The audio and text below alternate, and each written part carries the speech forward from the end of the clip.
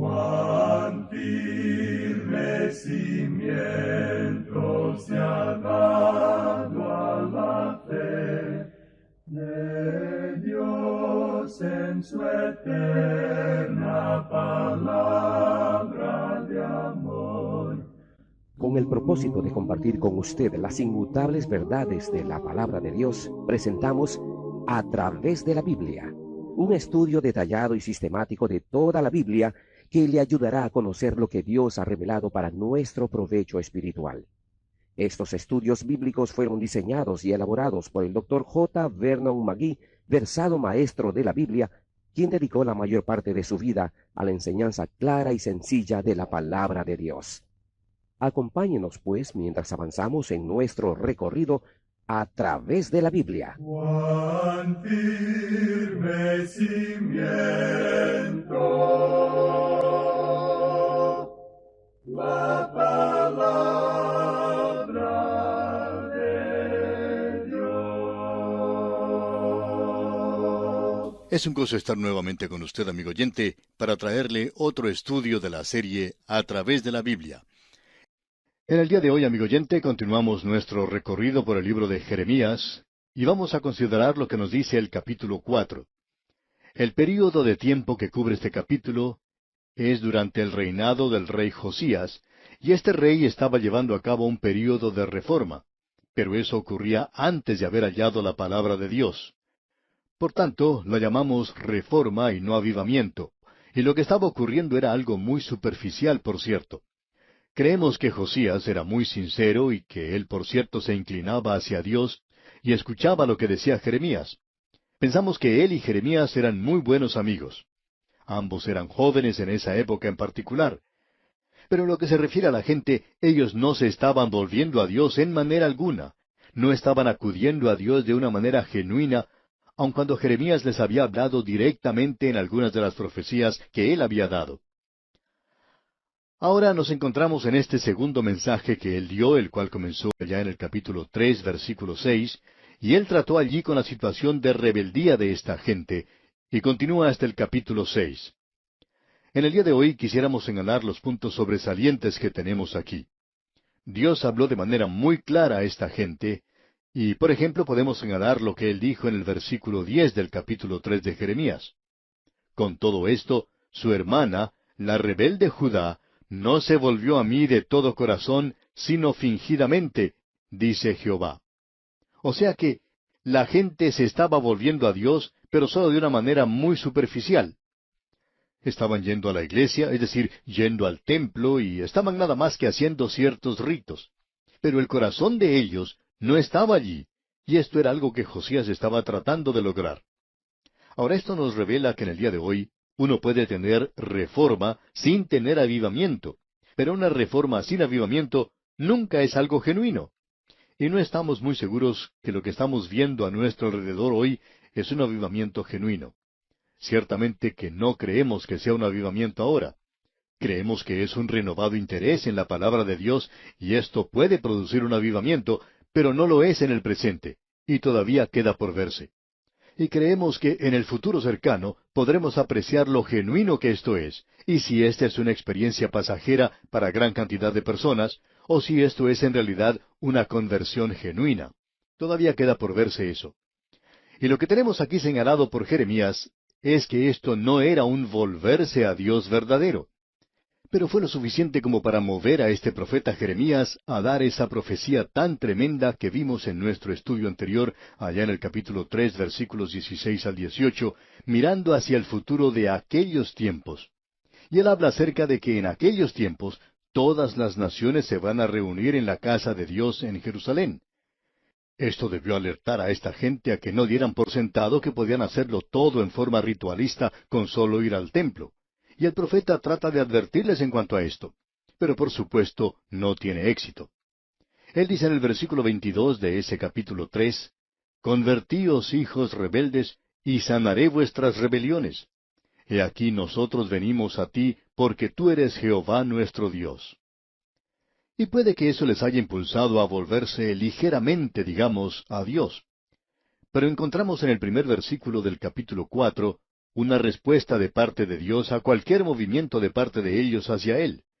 Él está tan interesado y quiere que ellos regresen a la correcta relación con Él.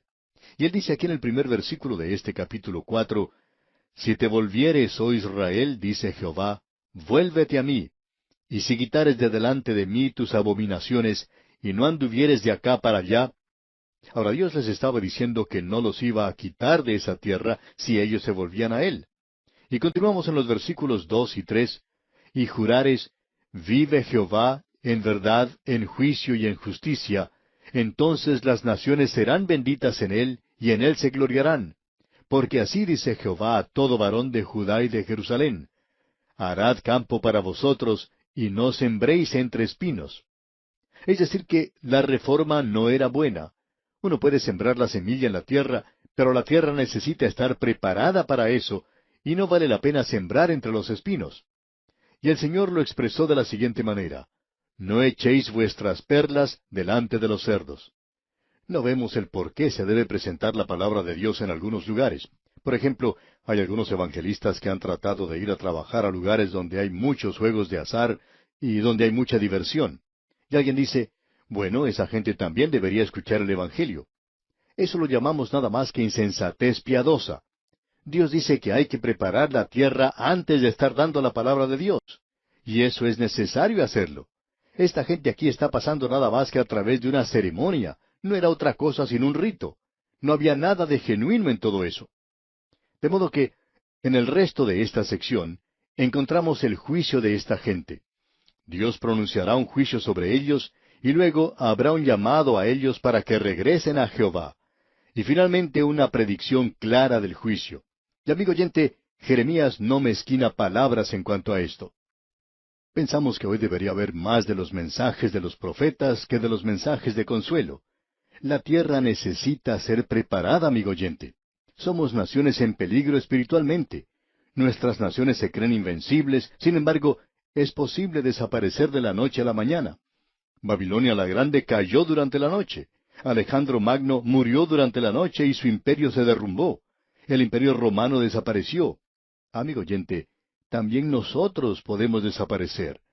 Hay algunos que piensan que el poderío militar o las riquezas pueden evitar que esto ocurra. Amigo oyente, eso no es ninguna clase de fortaleza, ya que el deterioro comienza por dentro. Hay cierto deterioro, un deterioro moral. Y alguien tendría que estar hablando en cuanto a esto, pero muy poco se dice hoy sobre esta situación. Parecería que estuviéramos hoy sembrando en terreno espinoso, y nuestro Señor nos advierte en contra de esto aquí. Luego vemos que Dios ofrece en estos primeros pocos versículos una oportunidad para que ellos regresen a Él. En la primera parte del versículo 4 del capítulo 4 de Jeremías encontramos, Circuncidaos a Jehová, y quitad el prepucio de vuestro corazón, varones de Judá y moradores de Jerusalén.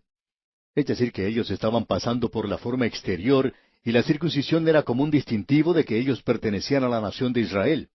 Pero Dios no dio eso solamente como una forma o una ceremonia. Creemos que eso tenía un valor terapéutico muy definido. Pero lo importante de eso era su valor espiritual. Su corazón debía volverse a Dios, y eso era lo importante. Ahora Él les informa que vendrá del norte un poder, y ese poder será Babilonia, que eventualmente los llegará a destruir. Y leemos aquí en los versículos 6 al 8 de este capítulo 4 de Jeremías, Alzad bandera en Sión, huid, no os detengáis, porque yo hago venir mal del norte y quebrantamiento grande. El león sube de la espesura, y el destruidor de naciones está en marcha, y ha salido de su lugar para poner tu tierra en desolación. Tus ciudades quedarán asoladas y sin morador.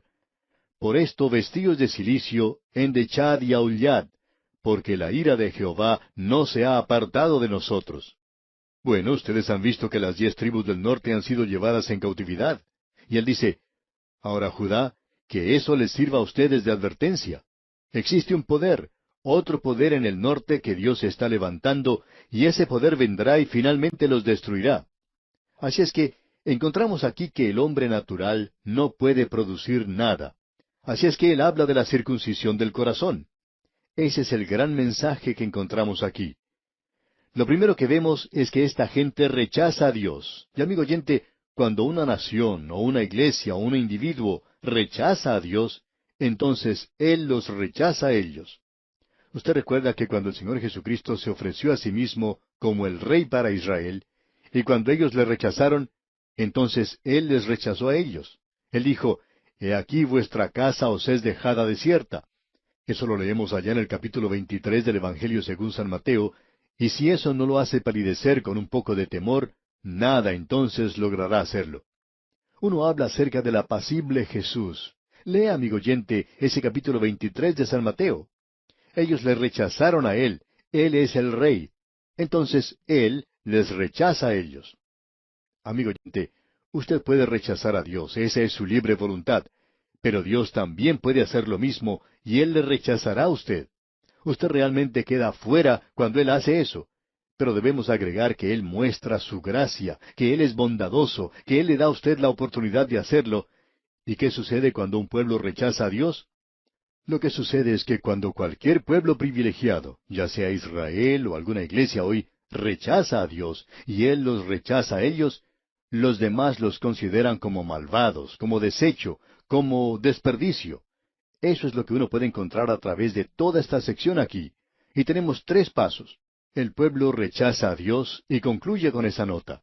Y en el capítulo 6, versículo 19 podemos ver, Oye tierra, he aquí yo traigo mal sobre este pueblo, el fruto de sus pensamientos, porque no escucharon mis palabras y aborrecieron mi ley.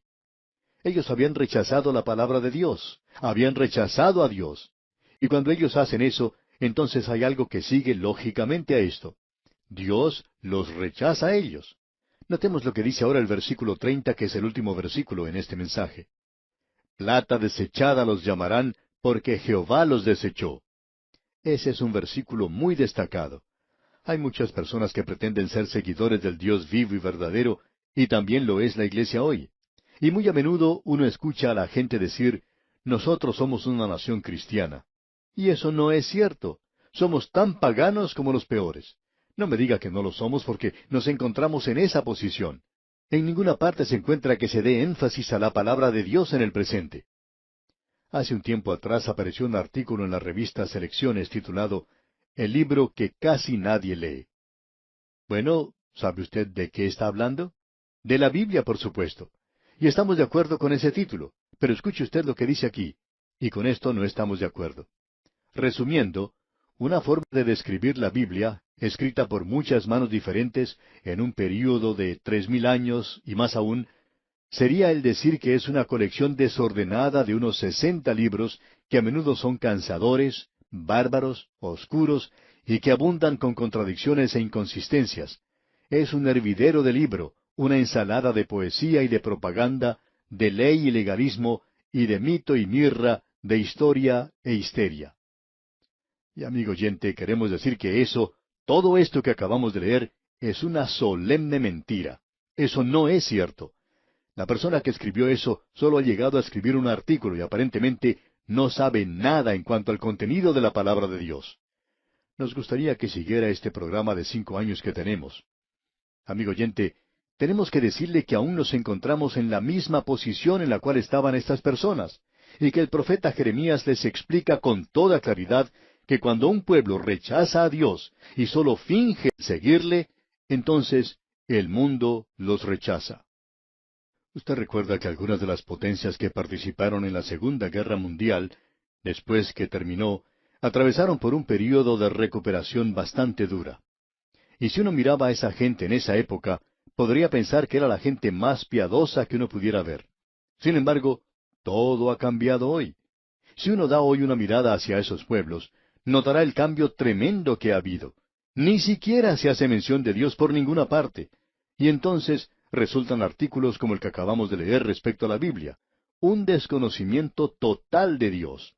Y amigo oyente, uno no puede pretender ser un pueblo que teme a Dios y luego ser hipócrita en cuanto a eso como nación y esperar que el mundo lo respete.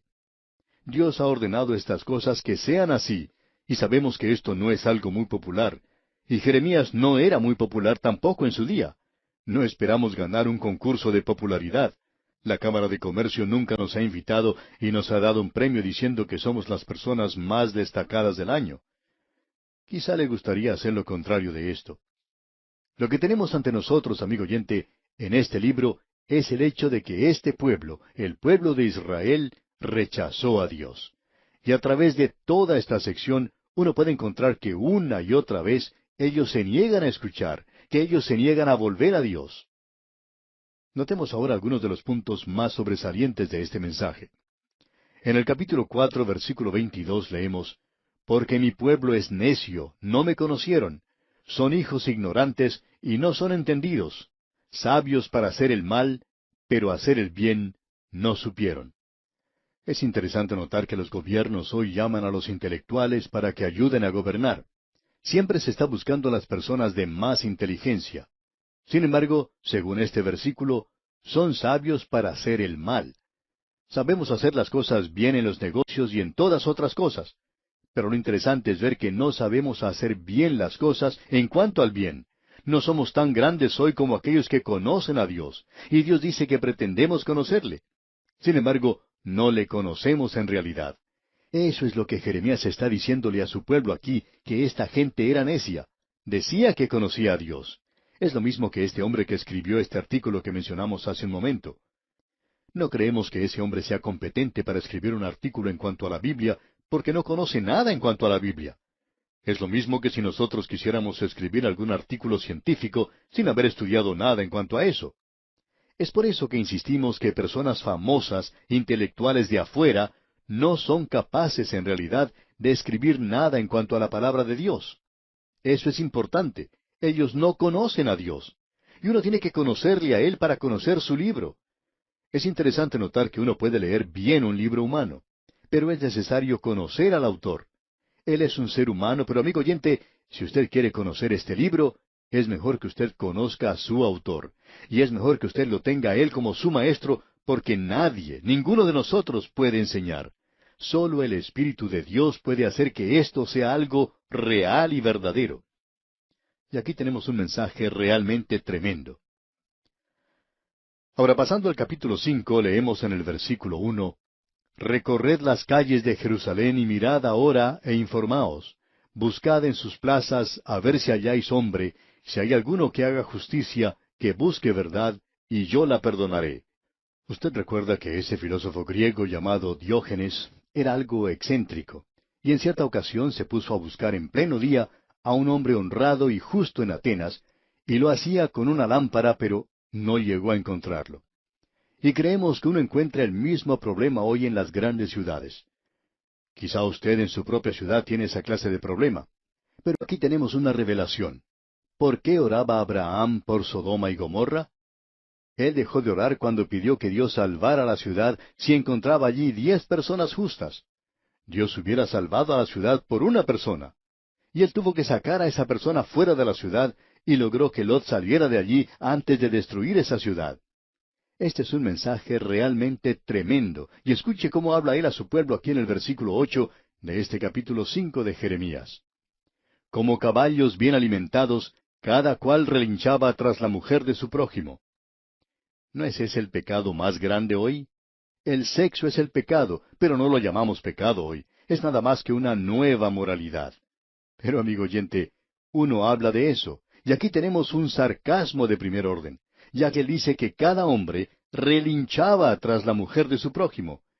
¡Qué cuadro el que tenemos aquí de nuestra cultura contemporánea y qué mensaje es este para nosotros, amigo oyente! Ahora, en el versículo 27 del capítulo 5 leemos, «Como jaula llena de pájaros, así están sus casas llenas de engaño, así se hicieron grandes y ricos». Muchos jóvenes han abandonado sus hogares y se convirtieron en inmorales debido a la condición en la cual se encontraba su propia casa. Al conversar con ellos, uno se da cuenta que lo que se dice aquí es acertado. Ahora, pasando al capítulo 6, tenemos la revelación que esta reforma era algo realmente superficial. Leamos el versículo 14 del capítulo 6 de Jeremías. «Y curen la herida de mi pueblo con liviandad, diciendo, paz, paz, y no hay paz».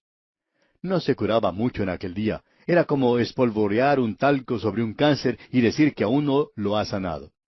Y hay personas que hacen eso. Y ellos estaban diciendo paz, cuando no había paz. Y escuchamos mucho hoy hablar de la paz. Pero, amigo oyente, Estamos preparándonos realmente, según creemos nosotros, quizá para el gran conflicto final. Y Él los acusa a ellos de avaricia. Y en el versículo 13, versículo anterior a este que acabamos de leer, en el capítulo 6 de Jeremías, dice, porque desde el más chico de ellos hasta el más grande, cada uno sigue la avaricia, y desde el profeta hasta el sacerdote, todos son engañadores. Y ese es el gran pecado de todos en el día de hoy. Uno codicia el oro y la plata, la riqueza, la fama y la mujer del vecino. Esas son las cosas que todos los hombres codician hoy. Bien, nosotros hemos considerado estos dos versículos en cuanto al rechazo. Dios dice, ustedes han rechazado mi ley, la han aborrecido. Por tanto, Dios dice, yo os rechazaré. Y cuando yo os rechace, los hombres de todo el mundo van a rechazarles también. Es interesante esto, ¿verdad? Tuvo lugar en los días de Isaías y está obrando el día de hoy también.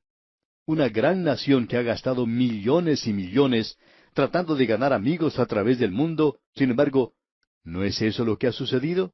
Porque esa nación también ha rechazado a Dios y Dios les rechazará a ellos. Y esto, amigo oyente, debería servir de mensaje solemne para cada uno de nosotros, para cada una de nuestras naciones. Pero tememos que estamos tomando esto de una manera muy ligera. Bien, y aquí vamos a detenernos por hoy, amigo oyente.